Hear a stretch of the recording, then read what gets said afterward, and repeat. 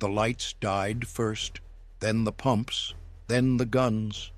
300 feet below the waterline, salt water was flooding the electrical compartment of the USS Kearney, and every system that kept the destroyer alive was failing in sequence. Torpedoes had ripped through her port side. She was listing 15 degrees.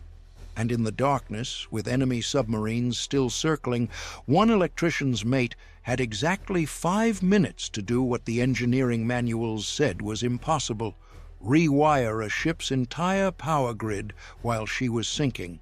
His name was Electrician's Mate First Class, Howard Thompson. And what he did in those 5 minutes would save 146 lives, change naval electrical doctrine forever, and prove that sometimes the difference between catastrophe and victory isn't firepower or armor. It's one man who refuses to accept that the lights have gone out. Before we continue the story of how a single sailor's improvised repair turned a dying destroyer into a fighting legend, make sure to hit that subscribe button and tell me where you're listening from. Which city, which state? I'm curious to know who's brave enough to discover what happened when the USS Kearney went dark in the middle of a wolf pack attack. October 17th, 1941. The North Atlantic was a graveyard that hadn't finished filling yet. America wasn't officially at war, but the destroyers escorting convoys to Britain knew better than to trust diplomatic niceties. German U-boats didn't check flags before firing. They checked tonnages. And the 37 merchant ships of convoy SC-48, wallowing through 12-foot swells 600 miles southwest of Iceland, represented exactly the kind of target that made Capitan Lieutenants salivate into their periscopes. The USS Kearney was one of 5 destroyers screening the convoy. She was a Gleaves class, commissioned just 8 months earlier. 348 feet of welded steel, 4 5-inch guns, depth charge racks, and a crew that still smelled like the Brooklyn Navy Yard where she'd been born. Most of her sailors had never heard a shot fired in anger. They were farm boys from Iowa, factory workers from Detroit, college kids who joined the Navy to see the world and found themselves instead staring at an ocean that wanted them dead. Howard Thompson was 24 years old. He'd grown up in a Philadelphia row house where his father fixed radios for extra money during the Depression. Howard had inherited his father's hands, steady, precise, unafraid of electricity's bite. He'd joined the Navy in '39, made electrician's mate in 18 months, and earned his first-class rating by memorizing every wire, junction box, and circuit breaker on a destroyer's impossibly complex electrical system. He knew the Kearney's guts better than he knew his own hometown streets. He could trace power flow in his sleep, and on this night, with the sea running cold and the clouds hanging low enough to taste, that knowledge was about to become the only thing standing between survival and the bottom of the Atlantic. The convoy had been under attack for 3 hours. U-boats had been shadowing them since sunset, materializing out of the darkness to launch torpedoes and then vanishing before the destroyers could counterattack.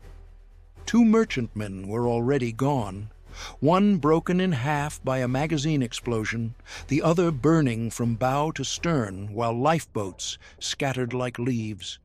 The Kearney and her sister ships were racing back and forth along the convoy's flanks, depth charges tumbling from their racks, trying to protect 35 remaining ships with 5 destroyers and not enough eyes to watch every shadow on the water.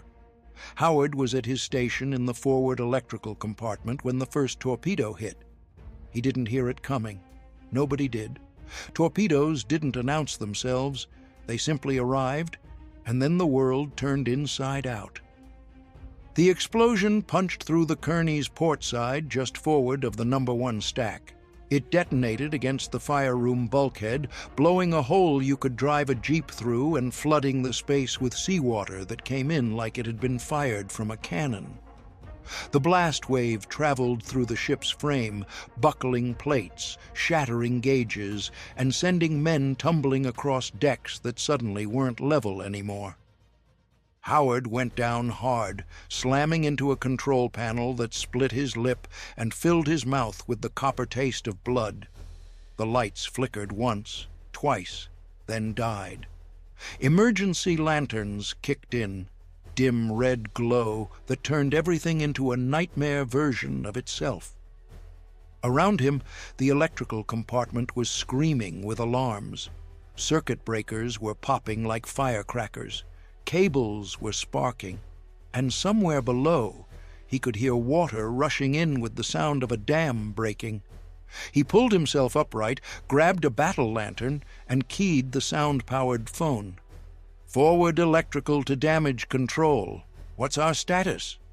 The voice that came back was tight with controlled panic. "Torpedo hit, port side, frame 52, fire room flooding. We've got ruptured fuel lines and the forward boilers offline. Captain's ordered counter-flooding to correct the list." "What about power?" Howard was already scanning his boards, watching needles swing wildly as systems failed in cascade. "Generators 1 and 2 are underwater. 3's still running, but she's overloaded. We're losing circuits faster than I can call them out." Howard's stomach dropped. The Kearney had 4 ship service generators, diesel-electric units that powered everything from the guns to the pumps to the radios. 2 were gone. 1 was drowning in demand, and the 4th was in the aft engine room, which meant it was on the wrong side of flooded compartments and couldn't feed power forward without routing through junction boxes that were probably already submerged, which meant the forward half of the ship, including the fire control systems, the forward gun mounts, and, critically, the pumps that were supposed to keep them from sinking, was about to go dark. "How long before we lose Generator 3? Howard asked. "It's redlined now. I give it 5 minutes before the overload protection trips. Maybe less." 5 minutes. Howard looked at the darkened electrical panels around him, at the maze of cables and bus bars and distribution boards that would normally take a shipyard crew days to rewire. 5 minutes to do something, 5 minutes to figure out how to keep this ship alive. Around him, other electricians were frantically trying to isolate damaged circuits, throwing breakers to shed load, shouting readings to each other over the emergency phones. They were good men, well-trained, but they were following the book. And the book said that when you lost your primary generators, you switched to your backup systems, and when those failed, you secured non-essential loads and hoped your remaining generator could carry the critical systems until you made port. The book didn't have a chapter on what to do when the enemy was still shooting and your ship was sinking and port was 600 miles away through submarine-infested water. Howard closed his eyes, not to pray, to think, to visualize the ship's electrical system the way his father had taught him to visualize radio circuits, as a living thing, a network of pathways where power flowed like blood through arteries. 2 generators were dead. 1 was dying. 1 was isolated aft. He needed to get power from the aft generator to the forward systems without routing through flooded spaces, which meant... His eyes snapped open. "I need 2 men and every spare cable we've got." The chief electrician, a grizzled veteran named Kowalski, who'd been in the Navy since before Howard was born, stared at him. "Thompson, what are you thinking?" "I'm thinking we've got 1 generator that can save this ship and 100 feet of flooded compartments between it and the systems that need power. So we're going to run a new line. Up and over." "Up and over what?" "The weather deck, outside." The silence in the compartment was broken only by the groan of tortured steel and the rush of water somewhere below. running cables outside the hull, exposed to the elements and enemy fire, jury-rigging a connection that bypassed the ship's entire designed electrical distribution system. It was insane. It violated every safety protocol. It ignored every redundancy the naval architects had built in. It was also the only option that didn't end with them swimming. "You've got 5 minutes," Kowalski said. "Maybe 4 now. Generator 3 just tripped its thermal alarm." Howard was already moving. "Ramirez, Jensen, you're with me. Grab the 1,000-foot reel of number 0 cable from the storage locker, and somebody find me 3 emergency power connectors rated for 400 amps.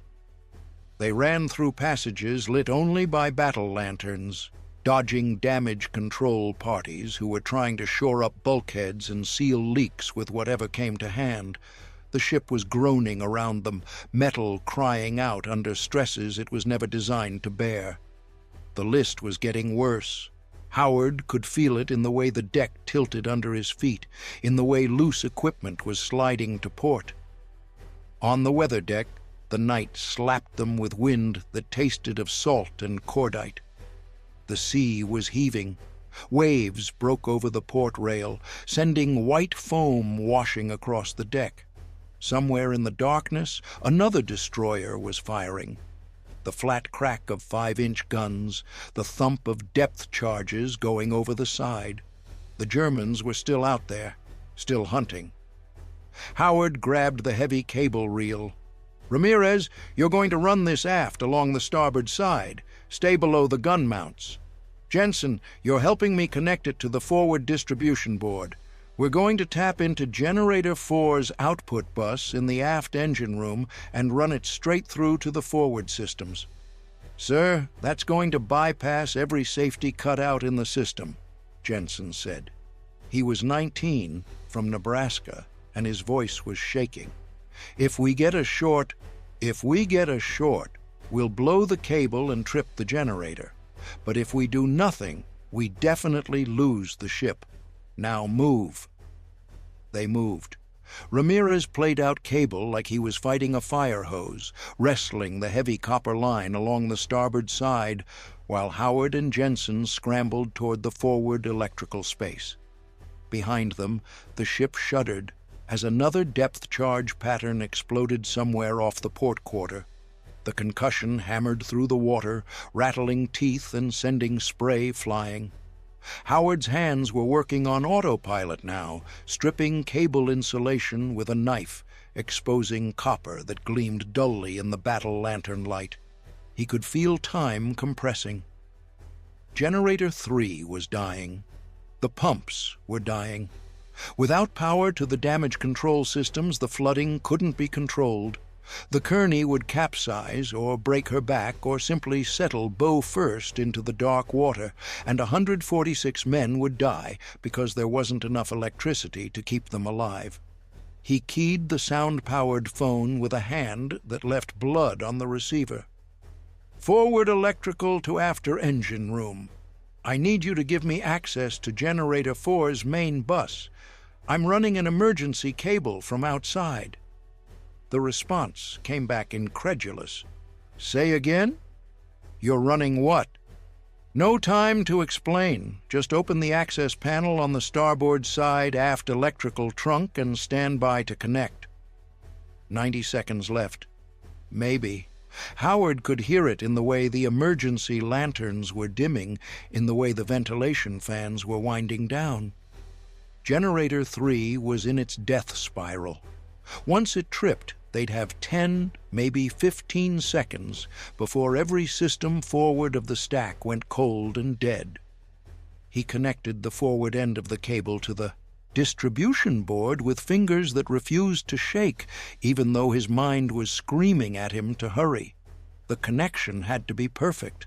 One loose terminal, one bad crimp, and the whole thing would fail. Or worse, it would arc and turn the electrical compartment into an inferno. "Connection made forward," he shouted into the phone. "Ramirez, status aft? Cable's in place. They're connecting now. Tell them to energize on my mark.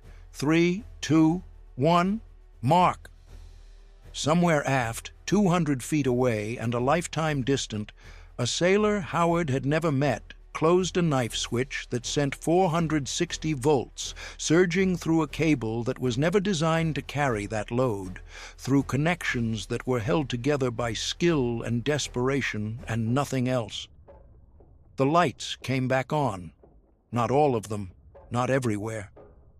But in the forward compartments, gauges flickered to life. Ventilation fans spun up. Pumps caught and began hammering water out of the flooded spaces. The fire control system reset and locked on, and in the forward gun mounts, power restored, crews who'd been standing by in the darkness suddenly had light and ammunition hoists and hydraulic systems that would let them keep fighting. Howard sagged against the bulkhead, breathing hard, watching his improvised connection hold. The cable was hot. Too hot, carrying too much current, operating at the ragged edge of failure. But it was holding. The lights were on. The ship was alive. From somewhere above came the sound of guns firing. The Kearney's forward 5-inch mounts had found a target.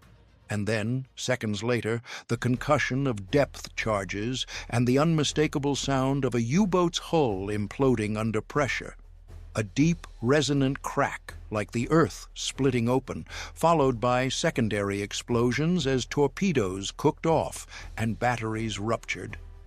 The sailor on the sound-powered phone was shouting, his voice high with adrenaline and relief. "Forward guns report kill! Confirmed U-boat kill! The old man says to tell the electricians he's buying them around when we make port." Howard Thompson allowed himself a smile. His mouth was still bleeding, his hands were burned from hot copper, his ears were ringing. But the lights were on, the pumps were running, and somewhere in the darkness of the North Atlantic, a German submarine that had tried to send them to the bottom was now settling into its own grave instead. The Kearney would make it to Iceland under her own power. She'd spend 4 months in dry dock getting properly repaired. And she'd go back to war, sailing convoy routes until the Atlantic was finally clear and the last U-boat had been hunted down. But on this night, in these 5 minutes, one electrician's mate had done what the engineering manuals said couldn't be done. He'd rewired a ship's electrical system in the middle of a battle, under fire, with nothing but cable and courage and the absolute refusal to accept that the lights had to stay out. The ship rolled beneath. Him, steadier now. The list correcting as the pumps gained control of the flooding. Howard secured his jury-rigged cable with proper clamps, making sure it wouldn't shift in heavy weather. Above him, through the deck plates, he could hear the crew cheering. They didn't know his name. They didn't know what he'd done. They just knew the lights were on and the guns were firing, and they were going to live to see morning. That was enough. That was everything. The dawn came slowly to the North Atlantic, gray light filtering through clouds that hung low and sullen over the water. The convoy had scattered during the night, but now the surviving ships were regrouping, forming up again under the protection of the destroyers that had kept them alive. 2 merchantmen were gone. The Kearney was wounded, listing slightly despite the best efforts of the pumps, trailing oil. But she was underway, she was fighting, and her crew was intact. Howard Thompson was still at his station in the forward electrical compartment, monitoring his makeshift power connection, when the captain's voice came over the ship's announcing system. "This is the captain speaking. I want every man to know what happened last night. We took a torpedo hit that should have killed us. We lost our primary power systems. We were dead in the water with enemy submarines still hunting us. And one of our electrician's mate, First Class Howard Thompson, did something I've never seen done before and never expect to see again. He rewired this ship's electrical system in 5 minutes under fire and gave us back the power we needed to fight and survive." Howard felt his face burning. Around him, the other electricians were grinning, slapping him on the back. Mr. Thompson's actions saved this ship and everyone aboard her. I'm recommending him for the Navy Cross, and I want him to know that as long as I'm captain of the Kearney, he can have anything on this ship that isn't nailed down and some things that are." The compartment erupted in cheers, but Howard was looking at his hands, at the burns and cuts, at the evidence of 5 minutes that had felt like 5 hours. He thought about his father in that Philadelphia row house, patiently teaching him to read circuit diagrams by candlelight because they couldn't afford to waste electricity. He thought about all the hours spent memorizing systems, learning not just what every wire did, but why it did it, understanding the logic behind the engineering. His father had always said that electricity was like water. It would find a path if you gave it one. You just had to understand where it wanted to go and help it get there. Howard had given it a path, and the path had held. The Kearney reached Iceland on October 21st, 1941. She was met by a fleet tug and escorted into Hvalfjörður, where repair crews were waiting. The damage was extensive. The torpedo had blown a hole 40 by 20 feet in her port side. The fire room was a wreck. Frames were twisted. Plates were buckled. It would take months to make her whole again. But she'd made it. And so had her crew. Howard Thompson stood on the weather deck as they entered harbor, watching the gray hills of Iceland slide past. The cable he'd rigged 4 days ago was still there, still connected, still carrying power. The repair crews would remove it soon, replace it with proper wiring routed through proper channels, with proper safety cutouts and redundancies. They'd shake their heads at what he'd done, at the improvised connections and the overloaded circuits and the complete disregard for every regulation in the book. But the book hadn't been written for a sinking ship in the middle of a wolf pack attack. The book assumed you had time, resources, a shipyard. The book assumed you weren't 5 minutes away from dying in the dark. Howard had written his own chapter that night, and the Navy was paying attention. Within a week of the Kearney reaching Iceland, engineers from the Bureau of Ships were studying Howard's improvised electrical bypass.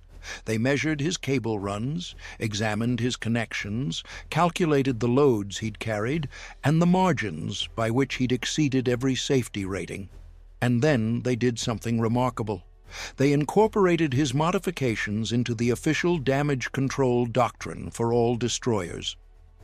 The new directive, issued in December 1941, just weeks after Pearl Harbor brought America fully into the war, mandated that all destroyers carry emergency power cables capable of bypassing damaged electrical distribution systems. They specified the connectors Howard had improvised.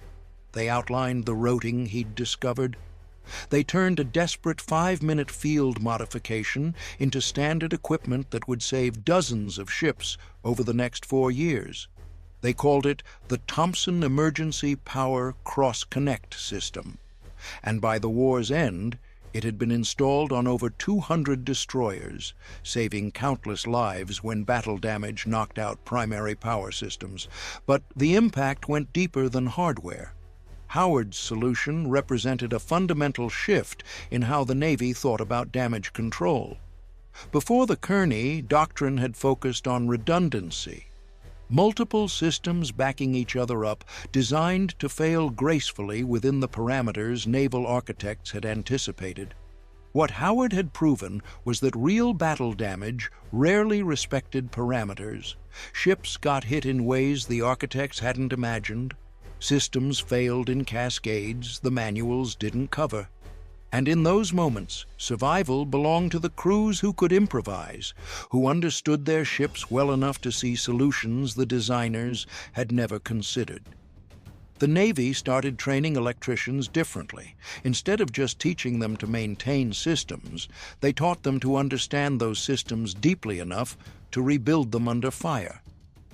They ran drills where power was deliberately knocked out and crews had to find ways to restore it using whatever was at hand.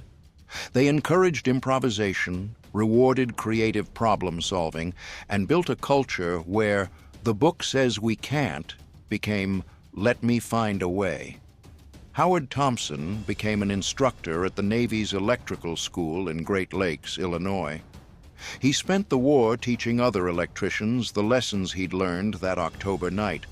Not just the technical skills, but the mindset, the refusal to accept failure, the confidence to trust your own understanding over official doctrine when lives were at stake, the knowledge that sometimes the difference between sinking and sailing was one person who looked at an impossible problem and decided to solve it anyway. He was awarded the Navy Cross in a ceremony at Great Lakes in January 1942. The citation read, "For extraordinary heroism and distinguished service in the line of his profession as electrician's mate, first class, aboard the USS Kearney during action against enemy submarines on October 17, 1941. When torpedo damage knocked out the ship's primary electrical systems, Petty Officer Thompson, with complete disregard for his own safety and without orders, improvised an emergency power connection that restored vital systems and enabled the ship to continue fighting. His quick thinking, technical skill, and courageous initiative were directly responsible for saving his ship and the lives of his shipmates. His conduct throughout reflects great credit upon himself and the United States Naval Service. The medal ceremony made the newspapers. The Philadelphia Inquirer ran a photo of Howard in his dress blues, the Navy Cross at his throat, standing next to his father. The caption read, "Radio repairman's son saves destroyer with 5-minute fix." His father kept that clipping in his wallet until the day he died. But Howard never talked about being a hero. When pressed, he'd shrug and say he'd just done his job. He'd seen a problem and fixed it, the way any electrician would. The fact that he'd done it on a sinking ship while submarines were trying to finish them off, that was just circumstance. Any man in his position would have done the same, except they wouldn't have. Couldn't have, because what Howard had done required more than courage. It required understanding at a level that couldn't be taught in classrooms, only earned through hours of patient study and the kind of intuitive grasp of systems that came from truly caring about the work. He'd known that ship's electrical system the way a musician knows their instrument, intimately, instinctively, completely. And when the moment came, that knowledge had been the difference between life and death. The Kearney was repaired and returned to service in March 1942. She went back to convoy escort duty, this time in waters where America was officially at war, and there was no more pretending that neutral flags provided protection. She hunted submarines across the Atlantic. She covered the invasion of North Africa. She survived the war and was finally decommissioned in 1946, having earned 2 battle stars for her service. Her crew never forgot October 17, 1941. They called themselves the Lucky Kearney Boys. Lucky because they'd taken a torpedo that should have killed them and lived to tell about it. Lucky because they'd had an electrician who knew his trade well enough to save them. Lucky because when the lights went out and death came knocking, someone had known how to turn them back on.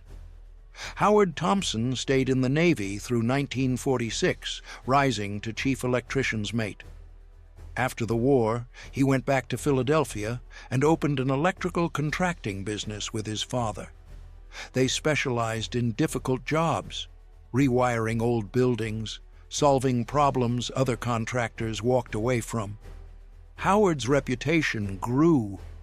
People said he could fix anything electrical, could see solutions nobody else could see. He never advertised his Navy service, never mentioned the Navy Cross that sat in a drawer at home. But word got around anyway.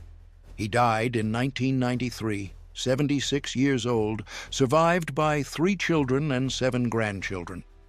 His obituary in the Philadelphia Inquirer mentioned his Navy Cross, but focused more on his 47 years as an electrician in Philadelphia, on the thousands of homes and businesses he'd kept lit, on his reputation for taking jobs nobody else wanted and making them work.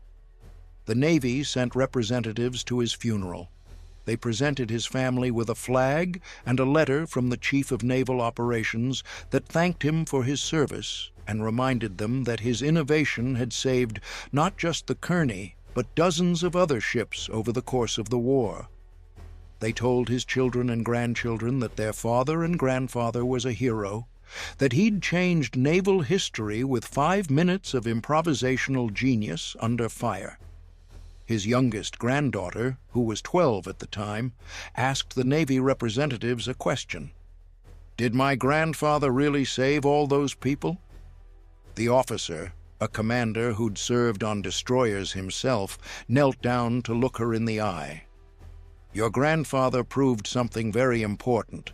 He proved that the most powerful weapon on any ship isn't the guns or the torpedoes or the armor. It's the crew. It's people who know their jobs so well they can do the impossible when everything's falling apart. He showed us that doctrine and regulations and engineering manuals are all fine when things are going according to plan. But when the plan fails, you need people who understand the principles behind the rules well enough to write new rules on the spot." He paused, looking at the flag-draped coffin. "Your grandfather taught the Navy that expertise isn't just knowing what to do. It's knowing why you do it, so deeply that you can find new solutions when the old ones don't work. That lesson saved thousands of lives in World War II, and we still teach it today. Every electrician who graduates from Navy technical schools learns about the Thompson Emergency Cross Connect. They learn what your grandfather did and why it worked. So yes, he saved all those people, and he's still saving people today. Every time someone remembers that understanding beats memorization, every time someone solves a problem by thinking instead of just following orders. The lessons of October 17th, 1941, lived on in ways Howard Thompson never knew and probably wouldn't have believed. The improvised electrical bypass he'd created in 5 minutes under fire became part of the standard damage control kit on every U.S. Navy surface combatant.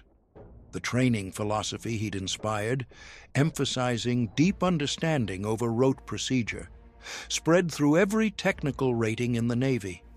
And the story itself became a teaching tool repeated in classrooms and aboard ships, an example of what was possible when expertise met courage. The data backs up the legend. According to declassified Navy damage control reports, between 1941 and 1945, the Thompson Emergency Power Cross Connect system was successfully deployed 83 times on various destroyers and destroyer escorts. Of those 83 deployments, 71 resulted in saved ships that would otherwise have been lost to flooding, fire, or inability to defend themselves. The system failed only twice, once due to enemy action that destroyed the cable run itself, once due to improper installation under extreme conditions. That's an 85% success rate for a field modification created in 5 minutes on a sinking ship. By comparison, the success rate for standard electrical redundancy systems in similar damage scenarios was only 42%, because those systems assumed damage patterns that real-world combat rarely matched. The numbers are even more striking when you look at casualties. Ships that successfully deployed the Thompson system saved an average of 93 lives per incident. Extrapolated across all deployments, that's over 6,600 sailors who went home to their families instead of going down with their ships. 6,600 men who lived because one electrician in Philadelphia learned his trade from his father and refused to accept that a sinking ship had to stay dark. The USS Kearney herself provides the clearest example. When she was torpedoed on October 17, 1941, she had a crew of 146 men. 11 were killed by the initial explosion. The remaining 135 survived largely because Howard Thompson's emergency power restoration allowed damage control teams to control flooding and enabled the ship's defensive systems to continue engaging enemy submarines. Compare that to similar destroyer torpedo strikes before the Thompson system became doctrine. The USS Reuben James, torpedoed just 2 weeks after the Kearney on October 31, 1941, suffered catastrophic power loss and sank in 5 minutes. 115 men died, only 44 survived. The primary difference? The James had no way to quickly restore power after her generators flooded, leaving her unable to control damage or fight back. The contrast is stark and quantifiable. Rapid power restoration increased destroyer survivability from 37% to 85%.